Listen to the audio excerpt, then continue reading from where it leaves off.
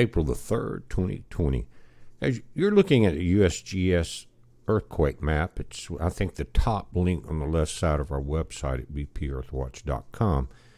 And this, I've got it set, if you look in the top left, to 7 days of all magnitudes in the U.S. And it's saying what we're seeing here is about 2,067 quakes. And you can see immediately that Idaho is still getting a lot of pressure built up there. Let's pull this up. But right here, where we had the strong quake the other day, 6.5. This was on March the 31st. We have had 153 aftershocks from this particular quake. Now, they're continuing today. Notice, again, April 3rd, there's quite a few, 4.3, 4.3 today. And they're continuing. Most of them are shallow, 10 kilometers, 13 kilometers, sometimes less than that, 5 kilometers here. But we're dealing with a combination of faults. And there's pressure building up on one of these faults because of this strong quake and the aftershocks. Now, and that pressure has not released from the secondary fault. I think it's the Sawtooth Fault, but we're going to look at that a little closer, guys. But the epicenter of the large quake here, again, the 6.5, 72 kilometers west of Challis, Idaho, that released pressure on the fault zone that it is on right at that area. But to the west of this area, along the Sawtooth Fault, pressure is building up quite a bit. And what that's telling us is these quakes, they may continue to release pressure by the smaller aftershocks, but there's a lot of pressure there, and you guys need to be careful. Let's take a look at that. Now, this is a map. It's from Timblr, and it talks about different earthquakes going back to 1945, a 6.0 here, 1983, a 7.3 near the Lost River Fault, 83 aftershock. But here, March 31st of this year, the magnitude 6.5 right there.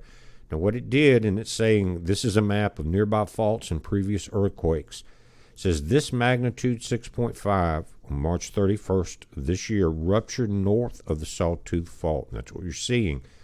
It says, although earlier aftershocks are located closer to the fault, because this quake released pressure again from the east side and pushed it into the Sawtooth Fault. So that's going to be a problem. Now, this may be just a little hard to see, but it is a stress map. And the blue areas are where the pressure is very low. And in this case, it was at the epicenter of the 6.5. See this blue plane? So when that happened, the stress was relieved. But notice the yellow, red to orange on the Sawtooth Fault that's south of it. Notice north is this way. Now that this area is under pressure, you can see how it's reading again into the orange, yellow, and red. So pressure is on the Sawtooth Fault now. Saying this preliminary figure shows a stress change as a result of March 31st, 2020 earthquake in central Idaho. The main shock epicenter is shown as a blue plane. That's what we're looking at right there, meaning stress is decreased there by the rupture. The adjacent orange plane is the Sawtooth Fault right there, which has experienced an increase in stress. Thus, the Sawtooth Fault is pushed closer by failure, or closer to failure, by the 6.5 quake. This is image from Dr. Sinjo Toda. These guys specialize in this type of information. So we've got pressure, again, building up on the Sawtooth Fault. I'll pull that up just a little closer. In here, in the blue is your epicenter. This area, it put the pressure very low, but a lot of pressure was released. That's why so many people felt it, and that's why we're seeing the aftershocks. But if you notice, the aftershocks are building up south and slightly west of that 6.5, and that's what the Sawtooth Fault pressure is showing us. We'll look back at the USGS map quickly.